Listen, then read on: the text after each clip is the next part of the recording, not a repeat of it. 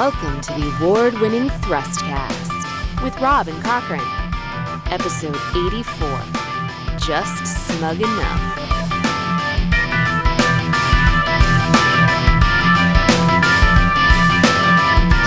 When's the last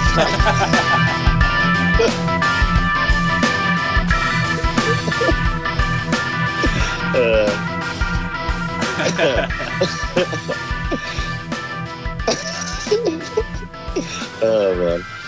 So you ever lost yourself out of your house? Oh yeah. Yeah? Have you? All It's right. been a while, What? but yes. Yeah. Well, has it happened to you recently? Today. Oh, today.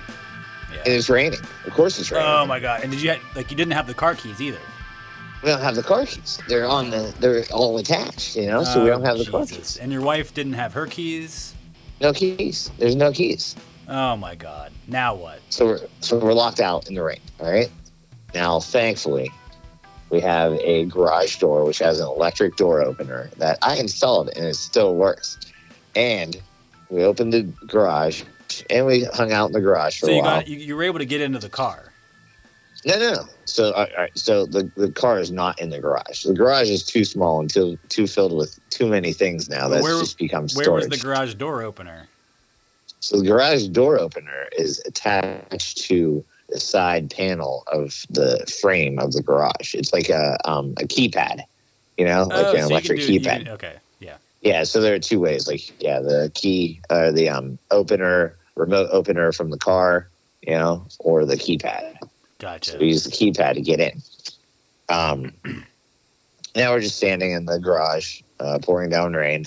No food because we're going to the grocery store. Plus, we don't keep food in the garage. That's just not what we do. Wait, so your garage is not attached to your house?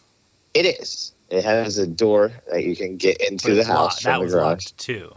But that was locked as well. Your garage, yeah. Okay. Yeah. So do you live in your garage now? So I'm talking to you from the garage. Nice. They're finally asleep now. Yeah. Yeah. Thankfully, like we have, my mother-in-law lives 5 minutes away and has a house key, you know? So that's a perk to having your mother-in-law live that close. One of the many. She came over. Now, ironically enough, when I did get back into the house, grab my key, come back out, the car was unlocked, so we could have sat in the car, but I think the car was unlocked all the time. that might be a little bit more comfortable. Yeah, we still could have gotten inside. Depending on what your seating situation is in the garage. We had 2 beach chairs that in an exercise ball. So we sat on those, and that was fine. Who got the ball? My wife. Okay. Yeah. It's a comfy chair, that ball. It is. You got a little bounce to it. But it took me back to the days of like when I was a kid. I'd get locked out of the house all the time. I don't know if that was a coincidence or by design. But I had like 3 other ways to get into the house. You know, I had like all these all these backup plans and all this kind of stuff. But actually, it was funny because like we had that window that you could just like, you know, kind of lift up. I would use the key that I needed to open the door to pry underneath the window to open up the window to climb through. So the key did come in handy, even though it didn't work on the door.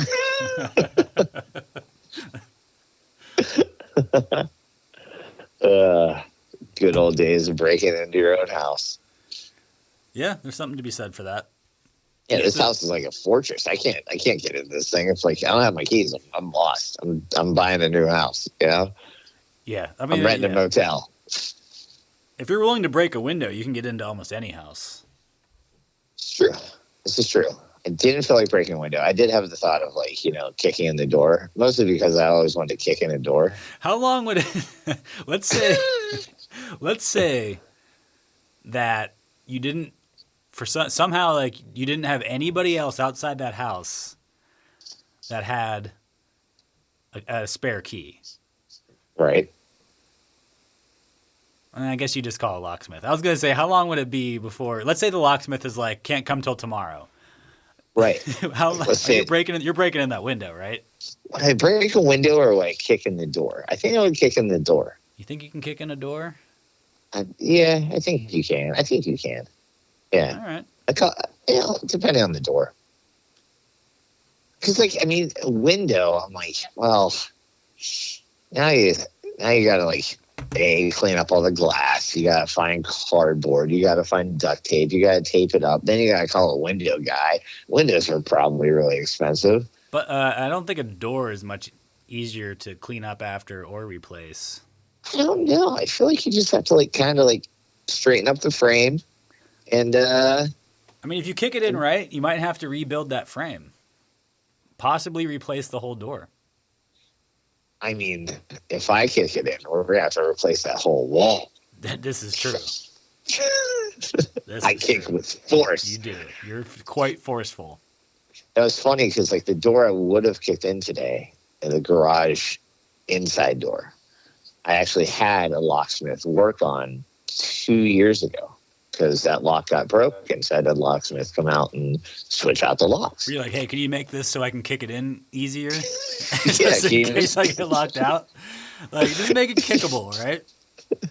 Is this like plastic? Can you give me a plastic door? Yeah, can you make this door seem like it's locked, but then if someone kicks it, it just comes right open? Can we just make it Velcro? Is it just Velcro door? Is that cool? Hey, my wife really wants a lock on this door, so you can put a lock on there, right? But I can just kick it open, right? Just make it so I can, like, look really badass. I got this, honey. I know this happens like once a week, but I can kick this door in again. Okay, kick this door in one more time. No, I was watching him install the lock, and I'm like, I can totally do this. I watched a couple of the Fast and Furious movies recently, actually several of them, and I kind of have something in my craw again. I know remember we did an episode not too long ago where I complained about people driving in movies when they drive up onto the curbs. Yes. Where apparently all you have to do is just kind of like lean forward and go, get out of the way. And like nobody's on the curb when you drive past, as long as you're the good guy. And you're just going like, get out. And nobody ever gets hurt. Like it happens all the time. And you're not just plowing over people, like which would actually happen. But watching these Fast and Furious movies, you know how car chases go in movies, like where people are constantly just like blowing through intersections, just like right through red lights, and and it always goes one of two ways. It's like either they just fly through, or there's like a spectacular crash. Right. There's never never goes. Oh, all right. The happy medium. No. What's in my craw is like, how often would it happen? Probably a lot. Where it's like that awkward, like people like. Just like, oh, like I'm in the way here, and you're stopping awkwardly, and someone's like, "What the fuck, man? Like I got a green light, like get out of my way." No, fuck you, I got the green light, And like how many times would that happen? That's what I think would happen. I think that would happen a lot. Yeah, it would happen more often than you got just cleanly through.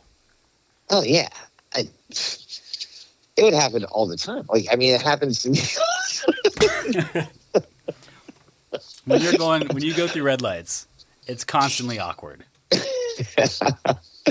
I mean, I'll say this. I travel a road that is heavily occupied by cars and pedestrians. I mean, nearly every single day, right? And I see someone almost get hit every single day. And the traffic is moving at like 20, 25 miles an hour. You're talking about a movie chase where they're like at high speeds, right? High speeds, pedestrians are like so agile, like no, it would happen all the time. Hey, I'm walking here, but at 50 miles an hour. Yeah, I would rather see the scene where like they go up on the curb instead of people like actually dodging out of the way and just like hitting apple carts and stuff. Like they actually mow down like 50 people, Yeah, or I want to see them involved in some sort of insurance scam where they kind of like graze some guy. And he falls to the ground and starts screaming like, "I think you broke my back," or "I got whiplash." And then like the next scene is them in like in a court suing for damages. Although, you know what? Like back before the pandemic, I was like a was a pedestrian quite often. I'm pretty sure I saw people go through a red light at least once a month. I would say at least, just and not like cutting it close, but like just going through red lights. And I don't think I ever saw any consequences for that. Like no one ever got I never saw an accident. I never saw anyone like almost get hit or anything. I see people go through red lights all the time and like nothing's happening. And they're just like plowing. Maybe it is the simulation. Maybe that's what's going on. Ooh, it could be the simulation. That's like the thing nobody realizes. Like you don't really have to stop for those red lights. Just go. Well, I mean, I can attest to what you're saying, like at a much like bigger clip, because like I drive every single day, pretty much of my life, regrettably, and I see people who I'm like, what? I'm like, I do monologue in my car to myself, and I'm just like, well, what? That guy just really did that? Like, it's just excessive disregard for any traffic rules whatsoever. Stop signs don't exist anymore. They just don't. They don't. People going through all this shit. You think that's a COVID thing? I think it is kind of a COVID thing. I think people pandemic, no stop signs. I want to say like I started reading a headline of something. You didn't even finish the headline. Please tell me more. Explain to me this headline. I want to say they were saying a phenomenon of like pandemic / quarantine travel was that people were driving more recklessly, and I think that was a trend that might have not have been curbed. Again, no pun intended. After more people are on the road now, I think people are like in their ways of just quarantine driving, which is fuck everyone else. Fuck everyone else might as well be on the flag at this point. The American way. Now, let me ask you a question. So, when it comes to yellow lights, what's your yellow light policy? If you're coming up to a traffic light and it's yellow, I'll put it this way. Are you going through it? I try not to go through red lights. I don't care about the yellow. If I can get through it before it turns red, then yeah, fuck yeah, I'm going through it. And actually, like, gotcha. I'll even go through the first beat of a red light most times if I. Okay. I'm not afraid to cut it close. When I leave work, I leave a parking lot and I make a left across traffic. It's a legal left, but it's a sharp, like, cut back kind of left, right? I had this guy like a couple nights ago, like not only like slam on his brakes at that red light to where he's like blocking my like pathway. And it's just like, and then when I'm trying to make my turn, he's giving me the arms up in the air, like, like, what's your problem kind of thing. I'm like, dude, you're the one blocking. The road rage is coming back, Rob. It's coming back. It is. Yeah. It's coming back. I'm driving more. It's coming back. You just have to I don't like it. You just have to let it happen. Let it happen. Let the rage happen? No, just let the bullshit happen. You just have to assume that everyone's driving like an idiot and just let it happen. There's nothing you can do about it. I mean, everyone does drive like an idiot. Let it happen. So here, all right, so this could be an unpopular opinion. Okay. I like this. Stop having opinions. I am so fucking sick of everybody having an opinion on everything. And expecting me to have an opinion on everything. There's just stuff that, like, I would say, like, almost everything is ignorable. And it's just, now that we have, well, I mean, I haven't counted in a while, but we have, 10 million, 20 million TV stations now? Is that what it is? And then, it's up there. Then you got, like, the cell phones and the news apps and the social media and whatever. And, like, all this space needs to be filled with something. And apparently we've just decided to fill it with opinions on dumb bullshit. I mean, you got to fill the time. Yeah, I guess you got to fill the time on Earth. Got to fill the time. Yeah, you got to fill the time on Earth. But it's just like opinions about opinions about opinions. You know, people will say to me things where it's like, "Oh, did you see everybody's pissed off about blah blah blah?" I'm like, "No, I didn't see that."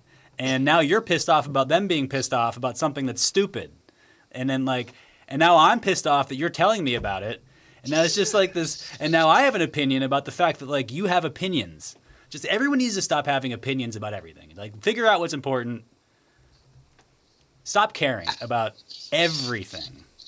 I'm fine with that. I like that. I think the opinions should be left to, yes, it should be designated towards importance, right? Because there are a lot of trivial things that come out where people get really upset about, like really upset.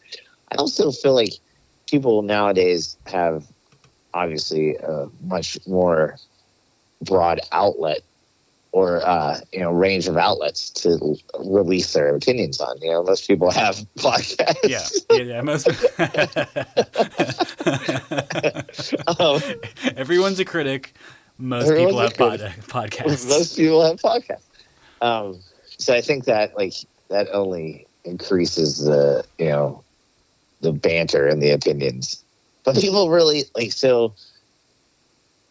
I know, and it's unexpected when someone asks you about your opinion on something, and you're like, right? Because I often do that because I'm like, everybody's got a take on everything. Everyone has a take on everything. I sometimes have to Google what people are talking about because I really don't pay that much attention. You don't even have to do that. You can just say I don't know. That's what I do. I'm like, I don't know. What are you talking about? I mean, does the world really need to hear your opinion about what Kanye West said yesterday, or whatever it is today? Like this, I feel like this happened in sports first, or it was the worst in sports first, where it's just constantly because ESPN is a 24-hour sports network, and pretty soon they have what 4 ESPNs now. Or whatever it is. Yeah, maybe even more, yeah. And not that much is really going on in sports. But they'd have to talk about it for 126 hours a day. And so it's constantly about this coach said this on Twitter and this guy said this and whatever and he wants to go to this team and this and that and all this stuff. It's like, can we just watch the game? What are we talking about here? And then people ask your opinion on this. I'm like, I don't care. Let him play wherever he wants to play, or let the coach say whatever. What? And then that just kind of grew out to everything. It did. It spanned out. There's a lot of speculation, a lot of gossip, a lot of hearsay. It's tiring. It really is. It's tiring because, and you can't really avoid it. I try not to watch a lot of TV, but if you turn on TV, it's there. Try not to go on social media, but if I do, that's all it is now. Yeah. You know, it's just opinions. You can't even and that's one of the reasons to ignore social media and avoid it. Right. I think people place too much importance on really too much bullshit. That's absolutely true. I like it. I like that unpopular opinion because in my opinion, it's a good opinion. I think that's a great opinion. Because often when people ask me what my opinion is, I do say, I don't know. Yeah. And I used to be... I just pass it off. I used to be kind of way more of a snob about things in the sense that, if somebody... when I was in my early 20s, if someone had told me that they were into Britney Spears or whatever was popular at that point, I would have been you're a fucking loser. That stuff sucks. Why do you I'm not but now I'm I don't like it. I don't think it's good, but whatever. Fucking listen to Britney Spears. Yeah, that's what they like. That's what they like. I'm not going to devote any space in my brain to have an opinion about what you think about Britney Spears. Well, it's a waste of time. It's all a waste of time. It's good to have opinions, but don't have so many, I guess, is what I'm saying. You need to have opinions. It's good to have strong opinions. But you don't need to have strong opinions about everything. That's my point. Not everything. Yeah, not everything. Exactly. Correct. You don't have to know everything or exactly speak to everything under the sun. Who cares? It's okay not to know stuff, or not to care about things at all. Yeah, I agree. What did Kanye West say, by the way?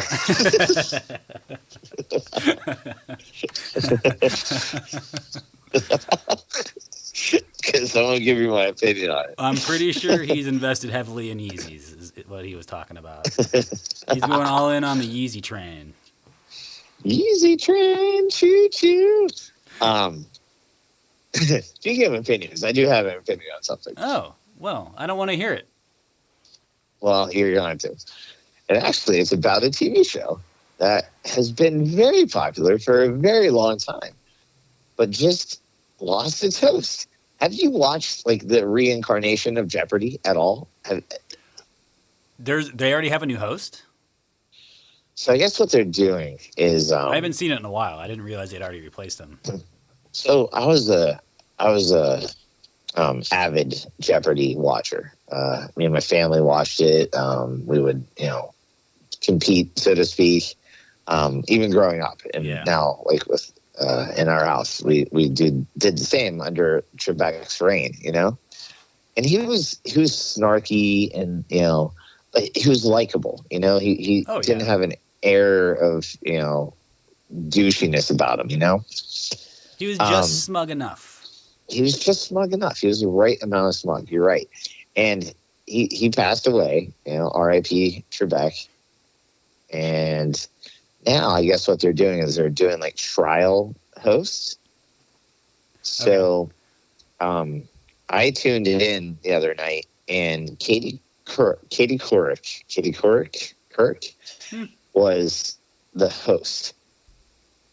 And I just thought to myself, I looked at the three contestants on there, and I was like, how much must it suck to finally make it on Jeopardy and you get fucking Katie Couric, This is a lifelong dream. Well, nothing against Katie Couric, but no, everything against her. But you're looking, I don't have an opinion on Katie Couric, but but if you've been dreaming about being on Jeopardy all these years, you're not dreaming of anybody but Trebek. Correct. Exactly. So that's a little bit of a letdown. I can see that. Well, I'm not going to watch Jeopardy anymore. That's all it's coming down to. I think that's a good choice. Trebek was Jeopardy. It was. It's synonymous with Jeopardy, 20-some years or however long, who knows. It's not the same. And I'm not going. I'm not in. I'm not doing it. But I mean, would you? Now that's a job. That's a job opening, right? Because they didn't hire. Job opening. Katie Couric's not the host. She's a guest. No, they're trying people out. They did. I don't know. Insert name here. They did that dude Ken Jennings, who was the big contestant that had the most wins in a row. He was the host for a whole week. They tried him out. Yeah. Apparently he sucked. People dug up tweets about him from the past, and they were like, "Oh, he said this about a handicapped person." Then he wasn't a host anymore. I don't care about any of that, but he's not a host. He's not a host. No, he's a contestant. He's better at being a contestant. Yeah, let's get our roles straightened out here, people. He's a contestant. Please, you don't get to jump over the line. That's good to know that they're trying to fill that job position. Yeah, it's open. Yeah, there's a job opening. Here's another unpopular. Let's just stack on these unpopular opinions. Let's do it. So we are in the midst of easing into post-pandemic world. And dipping our toes. And the conventional wisdom is that we need to start getting more jobs back. I say there's too many jobs. We need to start getting rid of jobs. Okay. All right. Do you have an example of a job you think could just be nixed right now? Just I can probably think of I don't know, 50% of jobs that exist could probably just be wiped out, and we don't need them. Right. How many? Do we really need another Chipotle? Oh, so you're talking about all right. So you're talking about kind of not eliminating all of them, just not expanding, right? No, I'm talking about let's eliminate some jobs. Okay, all right.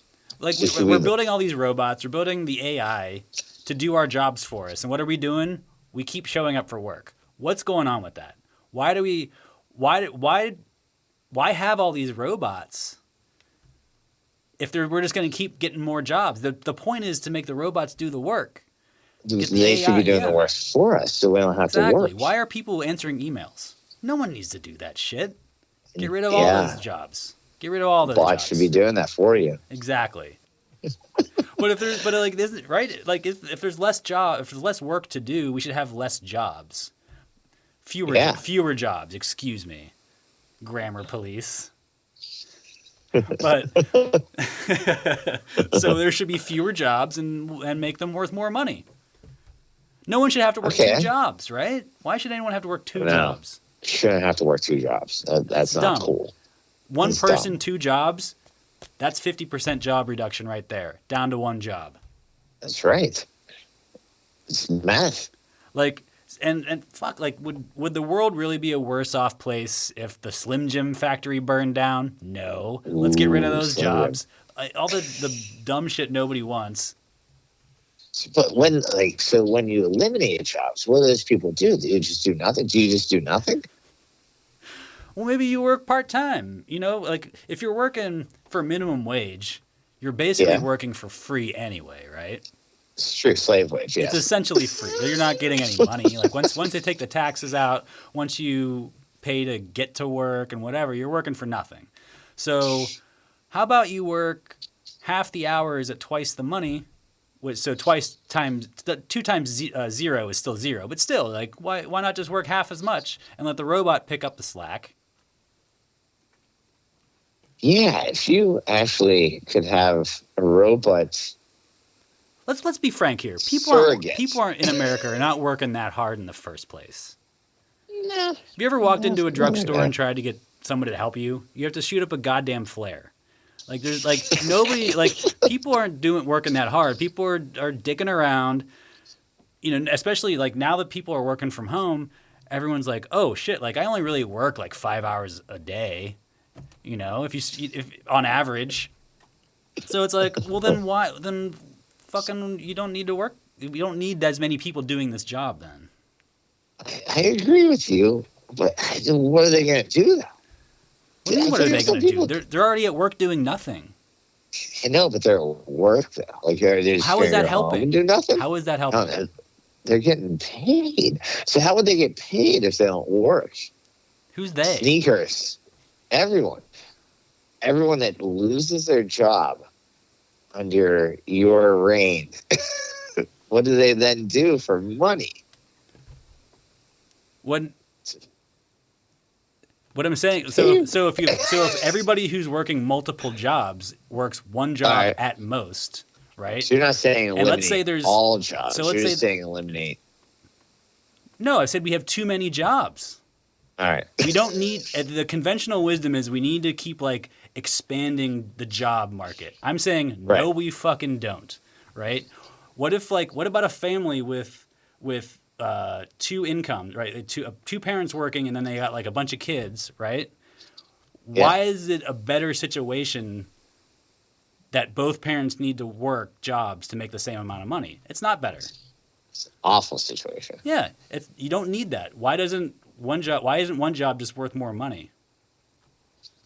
That would be nice. Yeah, if you could, that would be great. And I think someone working 2 or 3 jobs would be like, all right, I'll work 1 if you're going to pay me for 3. Like if we just wiped out every minimum wage job in America, fuck it, we don't need them. There's nothing, there's no value being added to society by any of that.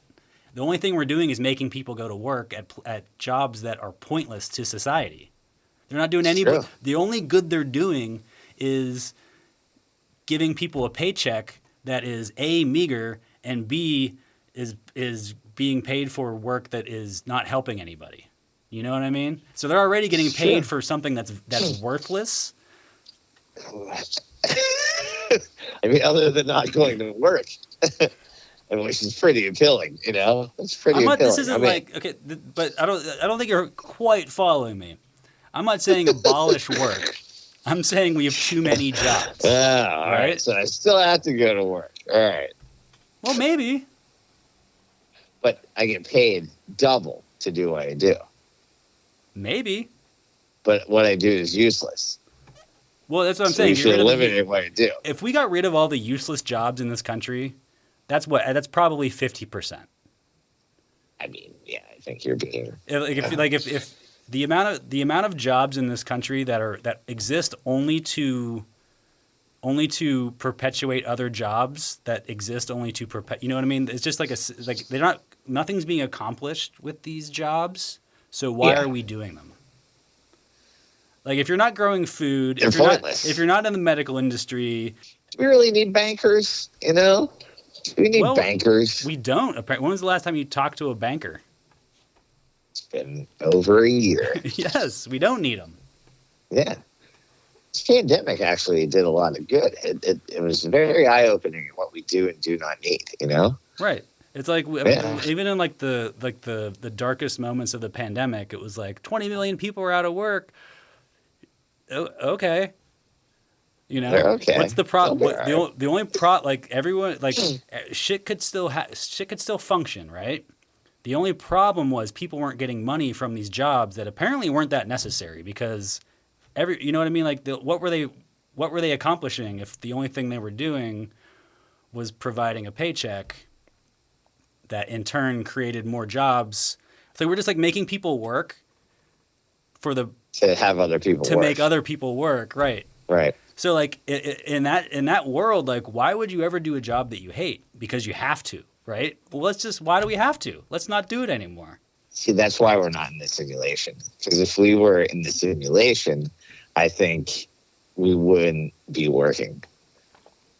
Or we would be getting paid triple to do what we are doing. And it wouldn't matter. It wouldn't be useless. Maybe you should write your own simulation. When's the last time you... I haven't felt accomplished after working a job in months, I haven't felt like, hey, I made a difference today in at least 7-8 months. I hate to break it to you, but that's because you haven't made a difference. I mean, that's probably pretty valid. Yeah, you're right. I know what you do for a living. You're not helping anybody. Oh, shit. I mean, we've both worked jobs in the past where we're doing active damage to society. So, like, I did struggle with that for a second. Yeah. Yes. And I hope to one day go back to that job again. Yeah, that would actually be more fulfilling to me. Right. Actually, know you're helping someone who wants to damage themselves. Whatever, it's their choice. It's their choice. There is a new money-making scheme in America, though. Yeah. To try to fill in some of the job gap. How do I get in on this? The NBA has started something called Top Shot, which is a non-fungible token. Have you heard of these? I have heard of Top Shot, but I don't think I did any looking into it. So continue. A non-fungible token is kind of the not currency version of cryptocurrency. So there's an underlying like blockchain element to it where they can confirm who owns what, where it went, how much, where they can basically authenticate things. So, like, yeah, you only, print, 12 of a certain thing, and then you sell them through the blockchain, right? Yeah. They're releasing packs. Is this what you're talking about? Yeah. I got you. So, first of all, the idea of a non-fungible token is it's not a currency. You can't, theoretically exchange it for something else, right? No, but it holds value. Right, but... Isn't that the same exact thing as cryptocurrency? Where the only reason it's it's quote currency is because we call this one currency and we call this one not currency. There's no difference between the two. Right. So it is. It's the exact same thing as cryptocurrency. So this Top Shot thing is, I mean, it's like a GIF. Like you basically pay for a digital basketball card. Correct. Yeah. You basically pay for this digital basketball card, and you get like the certain, you can get like serial number, whatever. It's authenticated and whatever, and it's like a highlight that you own you can find it on YouTube. None of these clips are like exclusive. There's not a thing where it's like, all right, you're the only people that can see this clip ever again are the people that own this video. No, that's not how it works. Right. That's why I didn't get about this. I was like, because I was shown one the other day, right? And this person I was talking to was really hyped and really excited because they owned this thing. They're still hyped. And he owns this, right? I'm like, you own a GIF is perfect. Mm-hmm. And it is. It's just a short video clip of an alley-oop dunk. And I forget the player, but he bought it for $9. $9. I'm like, I don't want to be rude, so I didn't say this, but in my head I was thinking, you spent $9 to buy this? It's a video clip. And that was exactly my first thought. I was like, I can go to YouTube and pull that up. I just have to, search player, alley-oop, dunk, year. There it is. And if I want to, I can save that on my phone and be like, I own that for free. Like, I don't get it. But it's just like cryptocurrency. What do you own? It's hard to even tell. And now all these things are apparently have value. Cryptocurrency is interesting to me because you can actually purchase things with it. Like you can't purchase something with that digital basketball card. You can't. Like it holds value, but it only is someone who wants to own it. You can't exchange it for anything. That's also true. That's also true of cryptocurrency, though. They're starting to get a little bit more accepted, but for instance, but still, like no one's going to take it if they don't want it. You don't have to take it.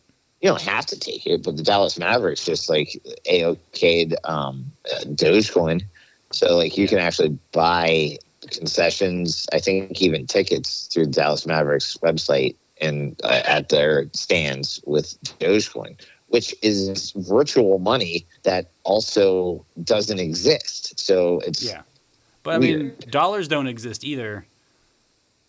That's imaginary too. It's all imaginary. It's just I don't understand what the idea is. Like, let's all use something. Let's all use a different imaginary thing. Like it's all imaginary. Like if you had a suitcase full of $100 bills, right, millions of dollars, and you got dropped off on a desert island, that money is worth literally the amount of heat that it can give off when you burn it.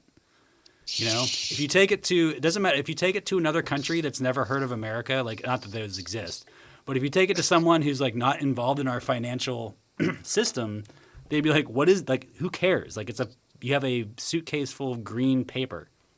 It's not worth anything, except for the fact that people have agreed it's worth something." Correct. So the idea of cryptocurrency is like, we're going to do that again. Yeah. That's all it is. And like the only reason people are into it is because it's an investment opportunity. Yeah. You know what I mean? It's not because it's useful as a currency. Dollars have worked perfectly fine as currencies in America for a long time. And other currencies in other countries, they're fine. They work fine. There's just, I guess there's an element of secrecy to the cryptocurrency too, but what kind of, like, if it's all about being secret, then who cares? Like, then why does everybody need it? Like, if you're buying drugs on the dark web, okay, yeah, that makes sense. But if you're buying, toothpaste at CVS, who cares if it can be traced to you or not? Yeah, it's this counterculture that I'm not like. Or use cash. Just use cash. Nobody can trace cash. No. It can't be done. I mean, to a point. That suitcase full of $100 bills I had might have been traced. The thing is traceable. Yeah, it's this counterculture that they are kind of investing in it only because it is different, and all it is reinventing will. Like you said, it's just let's make our own currency, but it doesn't hold it doesn't hold the same value as the U.S. dollar, right? At all. I mean, theoretically, it could, but let's say it's not even there yet. Let's say not enough. Well, obviously not, but let's say in a future world where Bitcoin is the dominant currency, right? How is that world different from a world where the dollar is the dominant currency? It's not really that different. It's the same world. Yeah. Just like a digital form of it, you know? Yeah. Even back in the day when the dollar was backed by gold, I mean, gold's only worth something because people decide it is. Right. If it's not, I mean, if it wasn't shiny, who would care? Really? Like if gold was brown, if it was the exact same mineral, but it was brown in color, no one would care. It would be worthless. Worthless. Totally worthless. Except for maybe you could use it in like semiconductors or something. Who needs those? But now they're talking. I mean, well, first of all, they're one of these video clips got sold for $50,000. Yep. And it was the one with Kobe or LeBron doing a Kobe dunk or something. Yeah. But like that's the price of a vintage set of Michael Jordan Air Jordans. You know, I'd much rather invest in a pair of shoes. You can put them up on your wall. You can put them on the shelf. It's something tangible, something physical that you could hold or look at. You can wear them. You can wear them when society collapses. Totally wear them. I just don't. I don't grasp this concept of the digital card that you can still just see on the internet. You know. It would be different if you were the only one, right? That was issued that, and then in all of existence, that video clip disappeared. Like right? No one, ESPN can't even show it. No one will ever see that LeBron dunk again, except for you. Unless you start your own YouTube channel and you're like, I'm going to throw this on there 24/7, right. And if you want to see it, tune in, subscribe, pay $1.99. Or if like you lose your phone and like no one ever sees it again, like, oh, remember that time LeBron did that thing? No, we don't. Yeah, I flushed it down the toilet. Are they gonna start issuing when dudes fuck up, when they like dribble the ball off their foot or like breaking a dunk? Like how? Like I think that's a growth market. I think those are gonna go for cheap. So you start getting like the biggest fuck ups, and then pretty soon you've got like you're on something that 20 years from now people are like, well, those are the ones we want. Like, well, right. We can't afford the LeBron shit. Actually, what they should do is find like the Gordon Hayward breaking his fucking leg in 3 pieces.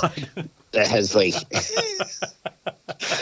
Or like the Paul George, like those things where like, like if you have to search really hard on YouTube to find them because they've been censored time and time again. Well, that's what they should issue. Or like when some dude's pants fall off and you see his dick. That'd be like the Billy Ripken fuckface card. Yeah. It's like there's only 4 of these, man. There's only 4 only 4 people got the clip of the dude's dick coming out of his pants. You want the dick clip. That's what you want. I want the dick.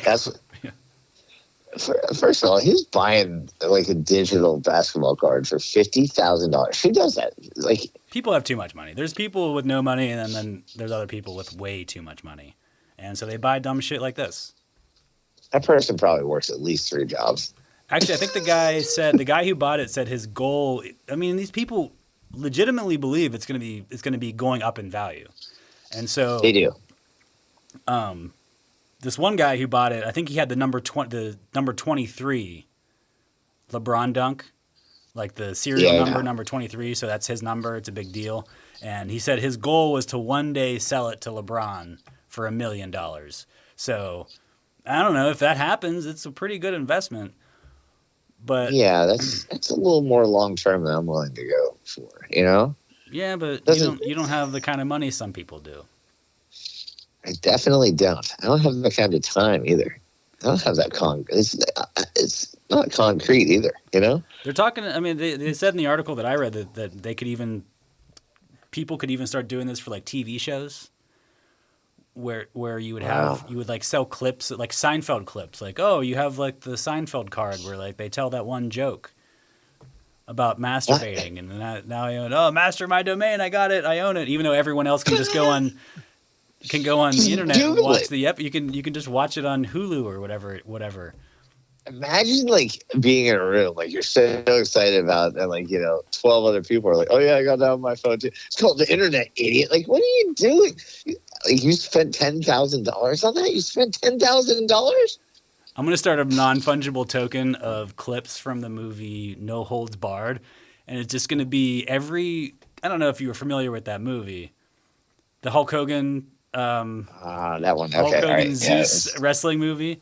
But it's taking me a second. It is easily the gruntiest movie of all time, and it's just grunts. The whole, like, they're constantly wrestling and grunting. I'm gonna like cut that movie up into like grunt clips, and then start selling off clips of grunting. If you don't create the website Grunt Clips tonight, I think you're missing out on a.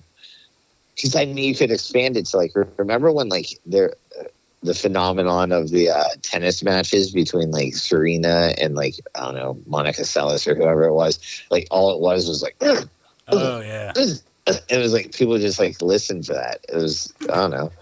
It's like white noise that you fall asleep to. It's like either whale sounds or women's tennis. Imagine how fucked up you must be to fall asleep to women's tennis. Just the audio. Just the audio. Your life is. You must work at least 3 jobs. Well, I figure there's got to be a way for us to start clipping out the Thrustcast, right? Where we can start doing like releases where it's like, okay, now you own this clip of Cochran talking about his balls or whatever. What do we talk about? I don't know. And so we'll start selling those. We'll do like special editions and whatnot. Like, why not? If everyone else is doing it, what's stopping us? Gotta get in on the bottom floor. We gotta get on this elevator. We never got Thrust Coin off the ground, and I think it might be a little too late for like the regular cryptocurrency. I think this new clip idea, like basically like a digital, podcast card. I think that's the way to go. I think you're right. I think we could get in on this and still like turn a little bit of a deficit. Can you write some blockchain? Can you just get some blockchain whipped up for us? I've dabbled in it. You just get some blockchain going. Like, we just need a blockchain. Is that something you can get at the hardware store? What if I walk into like I don't know. What if I call up like 1-800-GEEK Squad and I'm like, hey, so how do I do a blockchain? You think they can tell me over the phone? No. Definitely not. All joking aside, no. It's not. Well, then I don't think we need those jobs then. They don't. Blockchain sounds like something you would beat someone to death with, actually.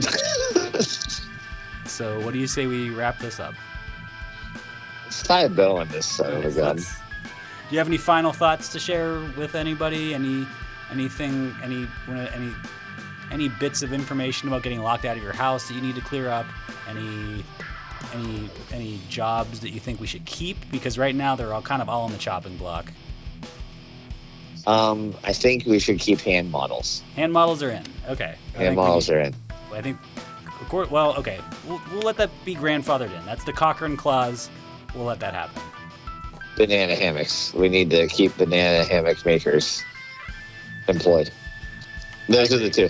Well, the best way to keep banana hammock makers employed is to keep having bananas, which we do.